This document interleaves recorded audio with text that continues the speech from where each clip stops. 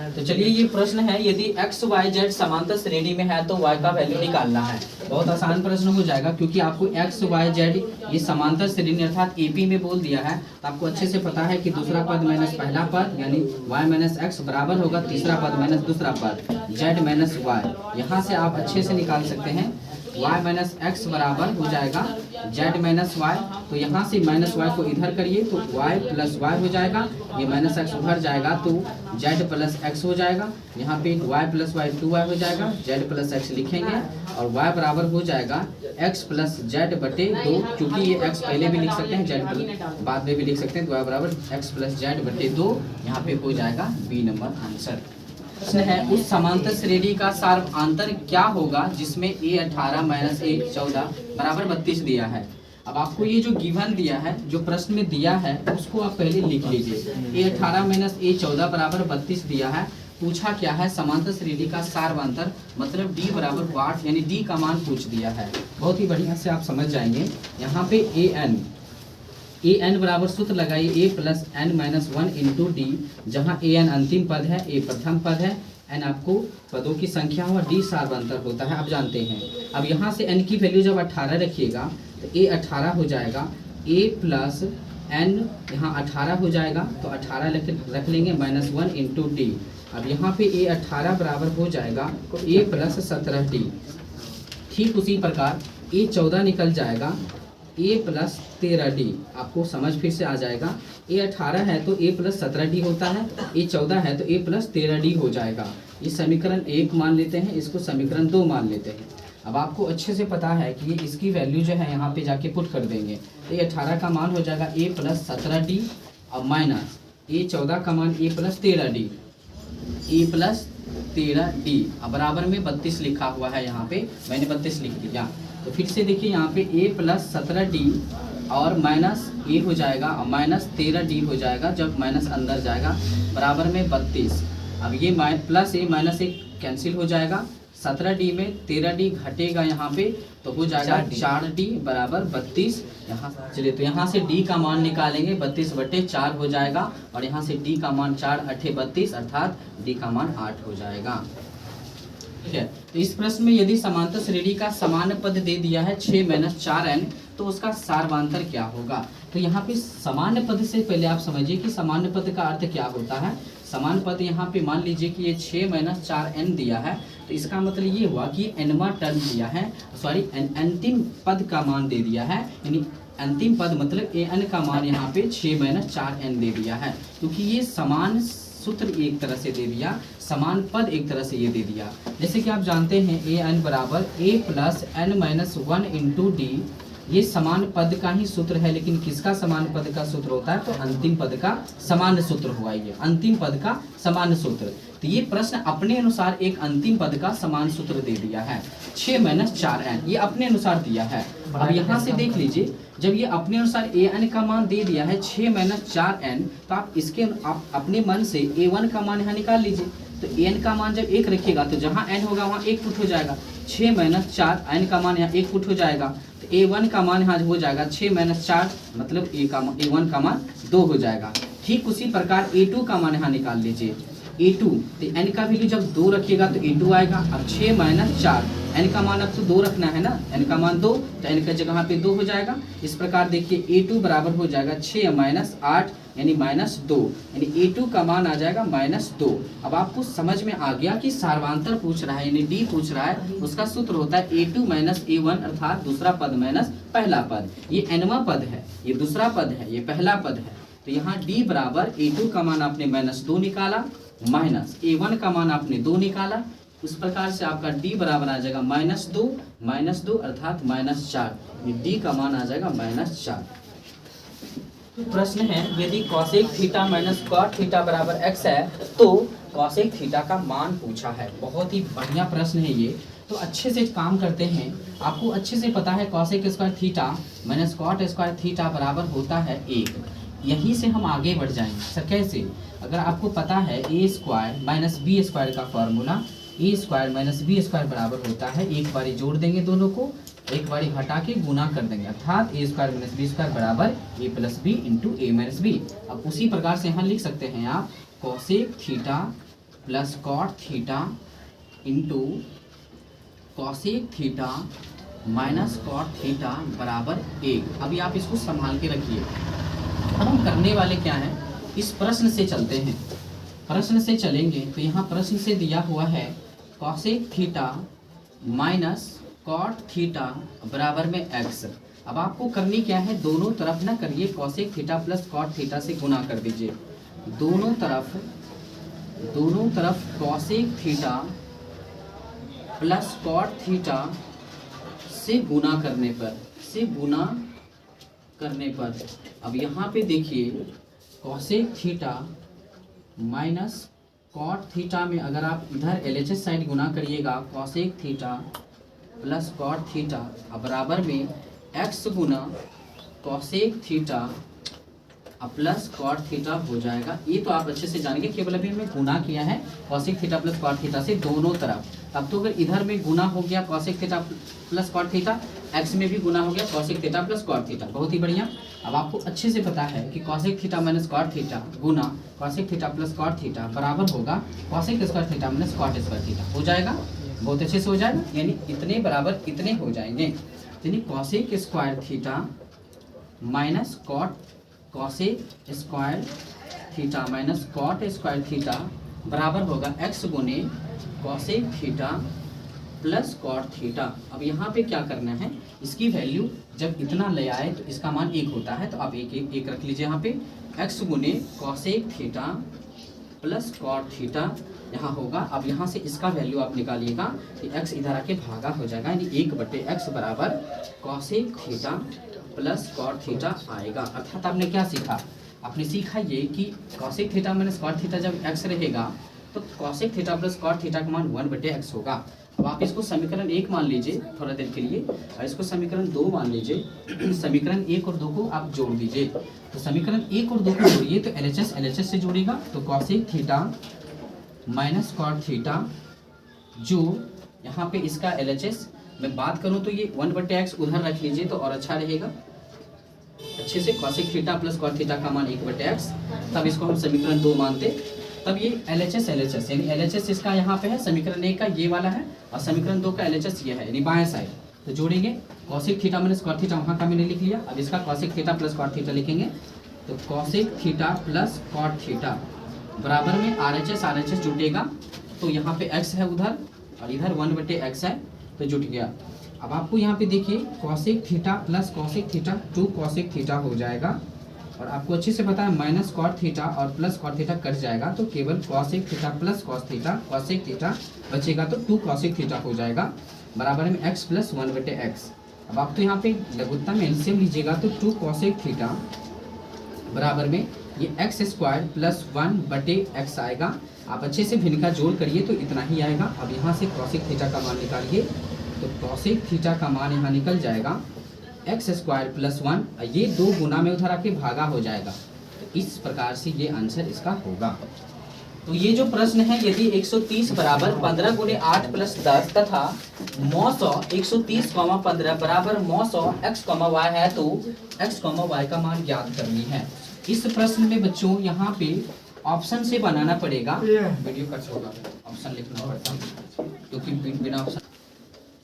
चलिए ये जो क्वेश्चन है, यदि 130 बराबर 15 गुने 8 प्लस 10 है तथा 900 130,15 बराबर 900 x, y, तो ये x, y पूछ रहा है, ये संख्या पूछ रहा है, x, y क्या होगा बिंदु के रूप में देख लीजिए पूछ रहा है। इस प्रकार से आप देखिए ये प्रश्न कैसे बनेगा, तो आप लॉजिकली बनाइए कि 130 और 15 का जो 900 होगा वही आंसर x और y का जो 900 होगा के बराबर होगा। इसका मतलब ये हुआ कि जो इसका जो 900 निकालेंगे और इसका जो 900 होगा वो सेम होगा। फिर से समझिए, इस दोनों का जो 900 हो रहा है x, y का 900 बराबर है, अर्थात मैंने ये समझा कि इसका जो 900 होगा इसके 900 के बराबर है। अब आप ऑप्शन से चले जाइए कि अगर ये आंसर होता, अगर मान लीजिए कि अगर ये x और y ये है तो इसका भी 900 वही होगा जो इसका 900 होगा, हम उसी पे चलते हैं। अब 130 और 15 का 900 निकालते हैं तो विभाजन मेथड से आप निकाल लीजिए, क्योंकि ऑब्जेक्टिव है, आपको देखने नहीं जा रहा आप किस मेथड से बनाते हैं। तो 130 से भाग देंगे 15 में, तो 15 8 लगाइएगा तो 120 आएगा, यहाँ पे 10 बच जाएगा। फिर ये 15 लिखिएगा तो यहाँ पे 1 मरतबे में लग गया तो 10 बार में ये 5 बचेगा, फिर ये 10 उतारिएगा तो 5 दूनी 10, अर्थात जिसके कारण आपका भागफल शेषफल 0 आ जाए वो भाजक ही आपका HCF होता है। तो यहाँ पे इसका मौसो आ गया 5। अब आप देखिए क्या कि ऑप्शन में किसका मौसो 5 आता है, फिर से समझिए, इसका मौसो 5 आया है, यानी इसका मौसो 5 आया तो इसका भी मौसो 5 ही आता होगा, अर्थात इसका तो आंसर ऑप्शन में है। ऑप्शन में किसका मौसो 5 आता है, अब देख लीजिए ए नंबर ऑप्शन, पहले चेक करिए तो 10 15 में भाग दीजिए तो एक मर्तबे में, तो यहाँ पे 10 आएगा तो 5 बचेगा, यहाँ पे 10 उतार देंगे तो फिर 5 दूनी 10। तो देख सकते हैं यहाँ पे इसका भी मौसो 5 आया है, अर्थात मेरा पहला ऑप्शन ही सही है, ए नंबर आंसर होगा कि इसका जो मौसो है इसका मौसो बराबर है। ये जो प्रश्न है, यदि cos अल्फा प्लस बीटा बराबर 0 है तो sin अल्फा माइनस बीटा बराबर मान क्या होगा।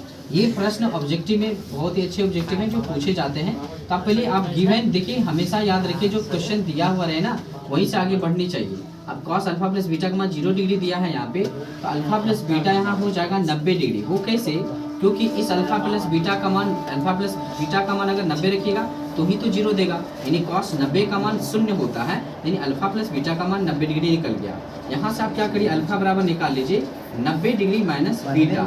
अब यहाँ पे क्या करिए, इसी अल्फा का मान प्रश्न जो पूछा उसमें जाके पुट कर दीजिए, साइन अल्फा माइनस बीटा। तो यहाँ पे जहाँ अल्फा है ना वहाँ पे अल्फा बराबर 90 माइनस बीटा रख दीजिए, तो 90 माइनस बीटा, एक और माइनस बीटा लिखा हुआ है। अब आप यहाँ पे देखिए साइन 90 माइनस 2 बीटा हो जाएगा, क्योंकि आपको माइनस माइनस प्लस मत सोचिएगा, समान चिन्ह है तो जुट जाएगा, कोई एक चिन्ह लग जाएगा क्योंकि बढ़ांक यहाँ है नहीं। तो यहाँ पे देखिए साइन 90 माइनस थीटा बराबर कॉस थीटा होता है। इसी प्रकार यहाँ पे कॉस थीटा यानी कॉस 2 बीटा होगा, क्योंकि थीटा की जगह 2 बीटा यहाँ पे था। फिर से समझिए, साइन 90 माइनस थीटा बराबर कॉस थीटा, थीटा की जगह 2 बीटा है, यहाँ पे कॉस 2 बीटा आंसर आएगा, जो कि बी नंबर आंसर है। 1035.1040.1050.1055 डिग्री बराबर मान क्या होगा। पहले तो आप बेसिक जानिए कि 10 30 डिग्री इंटू 10 60 डिग्री का मान 1 होगा। वो कैसे, तो आपको याद रखना ये है कि अगर दो टर्म अगर 10 दो जगह 10 अगर गुना हो और दोनों कोण का मान अगर 90 आ जाए तो उसका मान 1 होगा। तो ये इंटर में पढ़ना रहता है, tan थीटा 1 गुने tan थीटा 2 बराबर मान 1 तभी देगा जब थीटा 1 प्लस थीटा 2 का मान 90 डिग्री होगा। अर्थात समझ में ये आता है कि जब दो tan गुना हो तो उसके कोणों का अगर 90 आ जाए तो दोनों tan का मान 1 हो जाता है। उसी टर्म का हम यहाँ पे आंसर करने वाले हैं। तो देखिए tan 35 का कौन सा, tan 35 किसके साथ जाएगा, तो 55 के साथ जाएगा, यानी एक साथ लिखने वाले हैं। tan 35 डिग्री गुने tan 55 डिग्री का मान हो जाएगा a, क्योंकि हमने अभी जस्ट बताया कि दोनों कोणों का योग अगर 90 है तो ये दोनों tan का मान 1 हो जाएगा। ठीक उसी प्रकार tan 40 tan 50 के गुना होगा तो tan 40 डिग्री गुना tan 50 का मान भी हो जाएगा 1, क्योंकि दोनों कोणों का योग 90 डिग्री है। अब देखिए बीच में, यानी इसका मतलब केवल ये बीच में बच गया है। tan 60 का मान आपको अच्छे से पता है कि √3 होता है। अर्थात यहाँ पे ये प्रश्न बनाने के लिए आपका जो होगा क्या कि इन दोनों को एक साथ लिखेंगे। मैं फिर से बता दूं, tan 35 डिग्री गुना लिखिएगा tan 55 डिग्री, एक साथ कर दिए ताकि हम एक कर सकें। फिर गुना tan 40 डिग्री गुना tan 50 एक साथ लिखिएगा।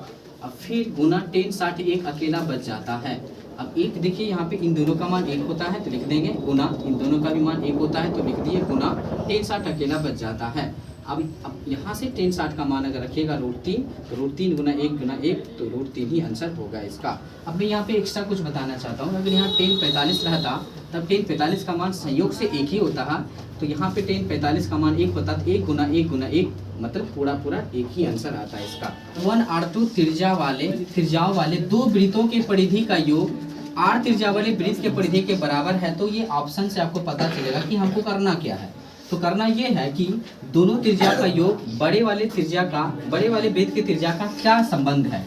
तो पहले आप r1 त्रिज्या का कोई वृत्त बना लीजिए। यहाँ पे r1 त्रिज्या का एक वृत्त मैंने बनाया और एक और वृत्त मैंने बनाया जिसकी त्रिज्या r2 है, और इस दोनों के त्रिज्या परिधि जो यहाँ पे प्रश्न दिया है r1 r2 त्रिज्या वाले दो वृत्त मैंने बनाया, उसके आगे लिखा है के परिधि का योग। तो इसका परिधि यहाँ पे P1 मान लेते हैं तो इसका 2 पाई r1 हो जाएगा।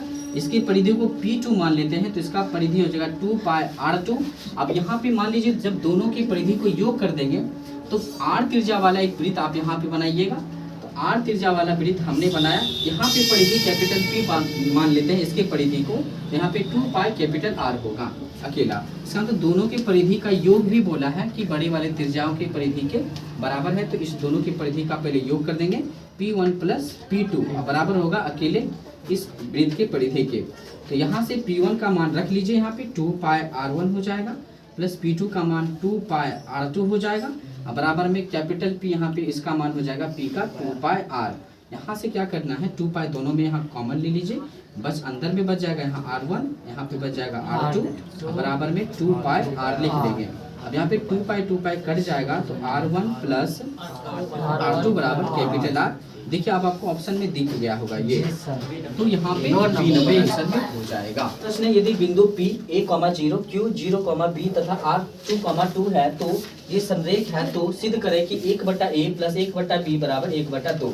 ये प्रश्न VBI होगा क्योंकि यहाँ पे प्रश्न जो है ना AB के टर्म में सिद्ध करने दिया है। तो ये संरेख क्या होता है, तो पहले संरेख ये जान लीजिए कि यहाँ 3 बिंदु अगर दिया हुआ है, ये तीनों बिंदु अगर एक ही रेखा पर है तो वो संरेख कहलाता है। और संरेख होने के कंडीशन में तीनों बिंदु मान लीजिए P, ये Q और ये R, अगर ये तीनों बिंदु से क्षेत्रफल संभव ही नहीं है क्योंकि ये संरेख है। तो संरेख जब होगा तो वो तीनों बिंदु एक ही रेखा पर बनेगा, तो उसे त्रिभुज कभी नहीं बनेगा। जब त्रिभुज ही नहीं बनेगा तो इन तीनों बिंदु से जो त्रिभुज का क्षेत्रफल होगा वो शून्य होगा। इसीलिए यहाँ पे त्रिभुज के क्षेत्रफल का फॉर्मूला बराबर में शून्य कर दिया गया। इसलिए याद रखेंगे संरेख होने का सूत्र ये होगा बराबर में शून्य। अब यहाँ से आपको क्या करना है, ये 2 0 से गुना हो जाएगा, इसलिए 2 को हम नहीं लिखेंगे, केवल इतना याद रखेंगे संरेख होने का ये सूत्र होता है।